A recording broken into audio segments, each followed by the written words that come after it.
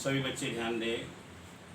आज हम दो समांतर आवेशित प्लेटों के कारण उनके मध्य में तथा उनके बाहर वैद्युत क्षेत्र की तीव्रता का अध्ययन करेंगे। ब्लैक बोर्ड पर देखिए, हमारा यही टॉपिक है, दो आवेशित समांतर प्लेटों के कारण वैद्युत क्षेत्र की तीव्रता। अब इसकी दो स्थितियां हैं। पहली स्थिति है जब दोनों प्लेटों पर समान आवेश घनत्व हो, यानी दोनों पर समान चार्ज हो, और दूसरी स्थिति है जब दोनों पर विपरीत चार्ज हो, यानी एक पर प्लस है और एक पर माइनस है। तो इनके जो आवेश घनत्व हैं वो प्लस सिग्मा और माइनस सिग्मा हो जाएंगे। यहाँ पर प्लस सिग्मा और प्लस सिग्मा रहेगा। अब हम पहली स्थिति लेते हैं, जिस स्थिति में है कि surface density of charge on sheet 1 and 2 is equal to sigma. मतलब दोनों प्लेटों पर जो सरफेस डेंसिटी ऑफ चार्ज है वो सिग्मा। तो ये टॉपिक हम पीछे कई दिनों से पढ़ रहे हैं, तो आसानी के साथ इसको कर सकते हैं। यहाँ पर हम सबसे पहले point P inside the plate लेते हैं और फिर पॉइंट P डैश और P dash outside of the plate लेते हैं। तो सबसे पहले हम विचार करेंगे आउटसाइड पर। तो यहाँ पर हमारा पहला नंबर है when point P dash is out of the या outside of the plates of the sheets, मतलब शीट्स के बाहर है। तो सभी बच्चे ध्यान दें, हम इसी पॉइंट को ले लेते हैं। यहाँ पर जिस पॉइंट पर हम निकालते हैं वहाँ पर पॉजिटिव चार्ज की कल्पना करते हैं। तो इस पॉजिटिव के कारण इस पर फोर्स ऑफ रिपल्सन लगेगा, इसलिए इसकी डायरेक्शन ये हो जाएगी। और दूसरी प्लेट पर भी पॉजिटिव चार्ज है, जिसके कारण इस पर फोर्स ऑफ रिपल्सन लगेगा, तो उसकी डायरेक्शन भी E2 आउटसाइड को यानी इस डायरेक्शन में हो जाएगी। तो यहाँ हम लिख रहे हैं therefore E1 is equal to sigma upon epsilon sigma upon 2 epsilon। ये पहले हम लोग पढ़ चुके हैं। तथा E2 is equal to sigma upon 2 epsilon naught। अब ध्यान दीजिए, both E1 and E2 are in the same direction।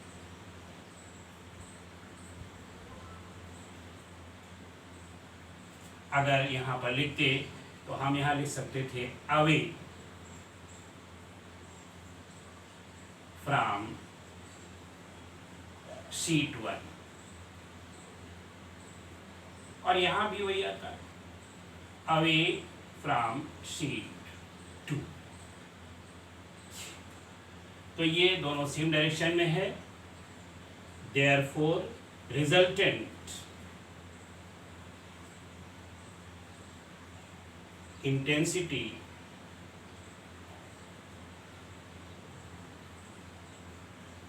Eight P dash, ये E इज इक्वल टू हो जाएगा E1 प्लस E2, और जब इसकी वैल्यू पुट करेंगे तो ये हो जाएगा sigma upon 2 epsilon naught plus sigma upon 2 epsilon naught. जो दोनों को ऐड करेंगे तो ये आ जाएगा sigma upon epsilon naught. Therefore E is equal to sigma upon epsilon.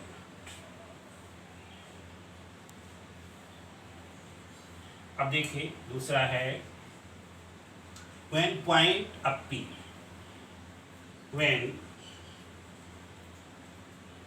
point P is in between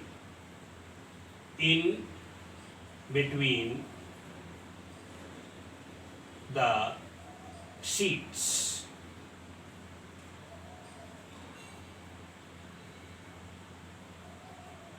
one and two।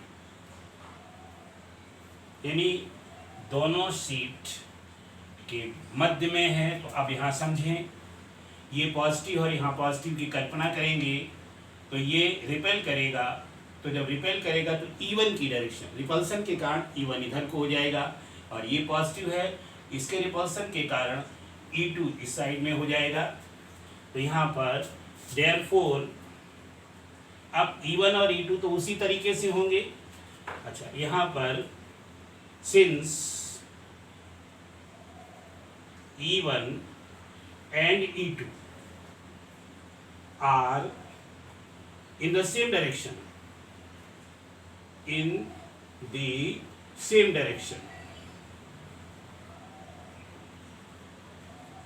सभी बच्चे समझ गए होंगे।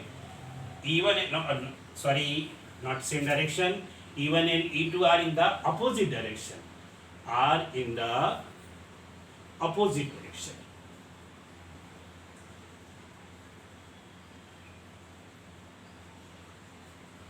Therefore, resultant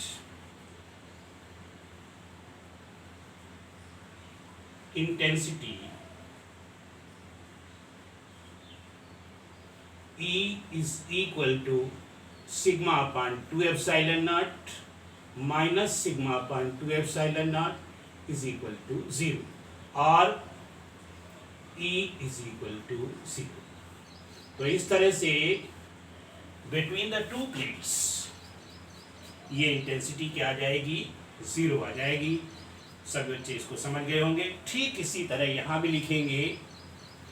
अब यहाँ पर लिखेंगे बिल्कुल उसी तरह से, when point P is outside of the sheets, यहाँ भी when point P dash is outsides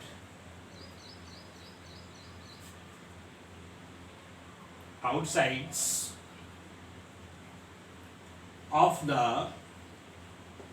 sheets 1 and 2। अब देखिए, जब ये पॉइंट आउटसाइड है तो यहाँ पर देखिए E1 यहाँ पर पॉजिटिव है और ये पॉजिटिव है, तो E1 फोर्स ऑफ रिपल्सन, तो ये इस डायरेक्शन में हो जाएगी, और इसके कारण यानी C2 के कारण E2 लगेगी। ये नेगेटिव है और यहाँ पॉजिटिव है तो अट्रैक्ट करेगा, तो इसकी डायरेक्शन E2 इधर को हो जाएगी। तो यहाँ पर E1 is equal to sigma upon 2 epsilon naught and E2 is equal to, या अलग अलग लिख देते हैं, E2 is equal to sigma upon 2 epsilon naught. अब यहाँ पर इसको देख के हम लिख देंगे सिंस, यानी because, since E1 and E2, आप फिगर से देखकर ये अपोजिट डायरेक्शन में है, E1 and E2 are in opposite direction.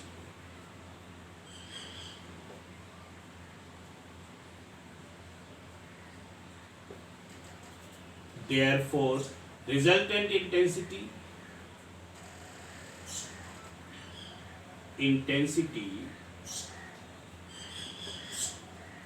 E is equal to E1 minus E2, और ये हो जाएगा sigma upon 2 epsilon naught minus sigma upon 2 epsilon naught is equal to 0। Therefore E is equal to 0। अब second condition है, when point P,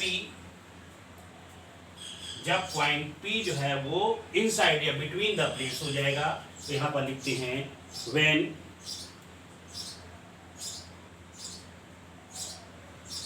point P is in between the sheets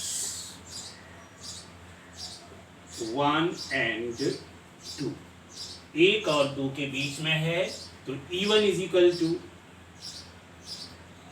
sigma upon 2 epsilon naught and E2 is equal to sigma upon 2 epsilon naught. Intensity के कारण यहाँ minus sign नहीं लिखते हैं, बस direction show करेंगे, तो यहाँ पर होगा बिकॉज या since.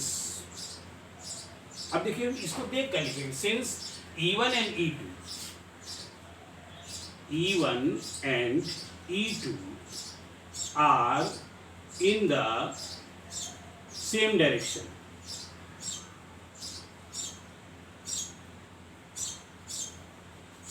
therefore resultant intensity at P E is equal to हो जाएगा sigma upon epsilon 2 epsilon naught plus sigma upon 2 epsilon not, और जब दोनों को जोड़ेंगे तो ये आ जाएगा sigma upon epsilon naught, therefore E is equal to sigma upon epsilon not. इस तरह से सभी बच्चे ध्यान से समझे, अगर सेम चार्ज है तो मध्य में इंटेंसिटी 0 हो जाएगी and outside intensity sigma upon epsilon not होती है। अगर अपोजिट चार्जेस हैं तो मध्य में intensity sigma upon epsilon not होगी और आउटसाइड में इंटेंसिटी जो है वो 0 हो जाएगी। सभी बच्चे समझ गए होंगे, समझ कर इसको याद कर लेंगे।